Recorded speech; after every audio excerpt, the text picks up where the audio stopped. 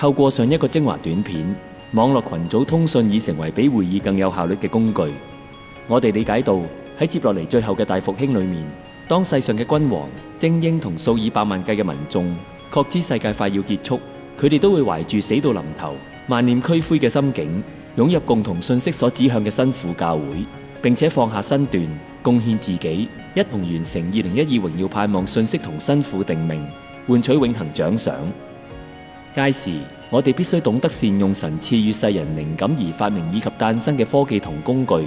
就好似現時嘅石安教會，都係藉住 Sync-Calling、WeChat、WhatsApp、Google、iCloud、YouTube 以及 FTP 等唔同網絡以及雲端通訊平台嚟完成各樣管理、分工、教導同修正嘅工序。甚至喺10多年前，石安教會經已將每篇絕不重複嘅現場錄音信息由錄音帶格式變成數碼化 MP3， 再由 MP3 嘅 CD 光碟上載至石安日報、YouTube 等網絡平台。即使置身世界任何一個角落，只要有網絡就能夠透過每篇信息嘅連結 link， 輕易下載石安教會33年嚟每篇信息以及2012信息作無限次重溫，甚至可以無限次免費分享以及轉載，將神嘅話語廣傳同擴展。除此之外，有效咁善用現今科技同工具，將每篇講道同分享保存以及無限次轉載嘅做法，對2000年前撰寫新約書信嘅使徒保羅而言，實在係匪夷所思，難以想象。喺保羅侍奉嘅時代，當保羅喺一座城，好似哥林多教會裏面分享咗5篇滿有恩膏嘅講道，若果有人現場聽到，心被恩感，靈裏得着重大更新。但係大家可以想象，喺2000年前冇任何錄音科技之下，呢個人返到自己嘅鄉村，返到屋企，又點樣向妻子同家人分享呢？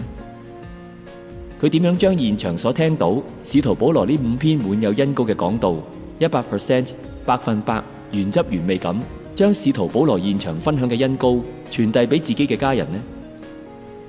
甚至2000年前聽到使徒保羅講道分享嘅人，其實只係一位平信徒或者剛信主嘅初信，即使佢內裏懷住熱心，希望將呢5篇滿有恩膏嘅講道向身邊嘅家人同陌生人傳福音，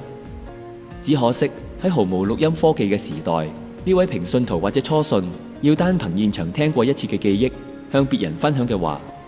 遑論係盛載使徒保羅現場講道嘅恩膏、侍奉心志、傳講信息嘅時候嘅生命同內涵等，單係將呢5篇講道內容隻字不漏咁重複，究竟又係咪可行呢？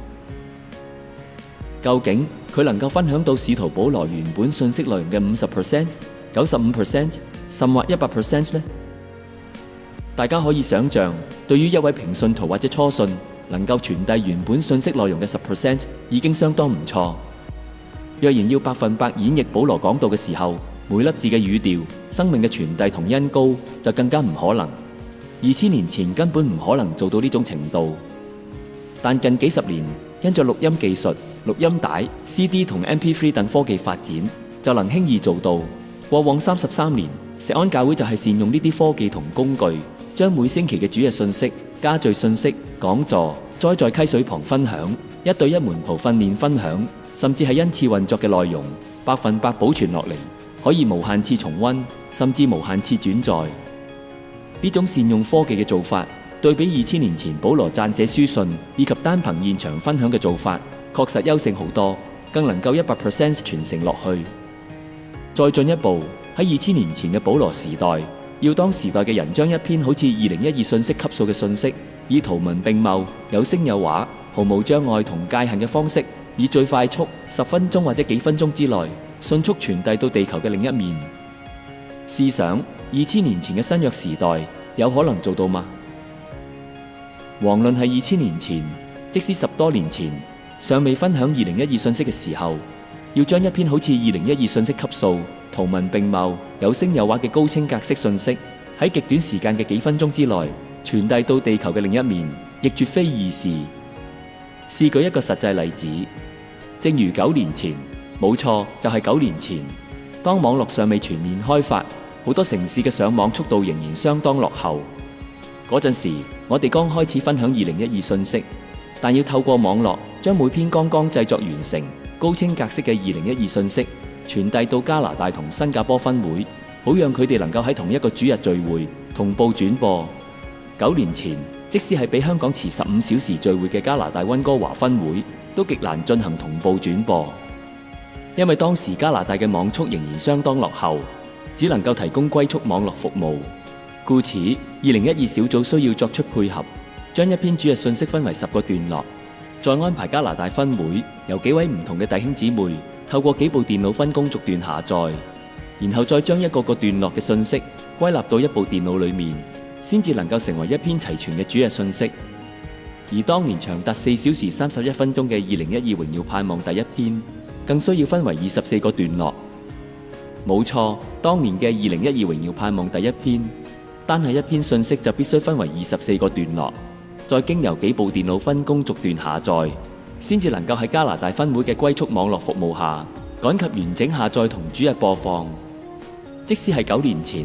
要傳遞一篇圖文並茂、有聲有畫、高清格式嘅2012信息，都相當困難，更何況係2000年前嘅保羅時代呢？故此，2000年前嘅新約時代，神並冇賜下呢啲工具同科技，讓每篇信息能夠100%保存同傳遞出去。及至近幾年裏面，神為着預備全人類進入以及參與最後大復興，不斷帶領同啟示人類科技進步，發明咗更多現代先進工具，令全世界能夠喺極短同有限嘅時間之內，共同完成新婦一個個更大、更難嘅使命同託付，擴展最後大復興嘅事工，完成永恆新婦留俾世人喺最後1260日大災難嘅信息。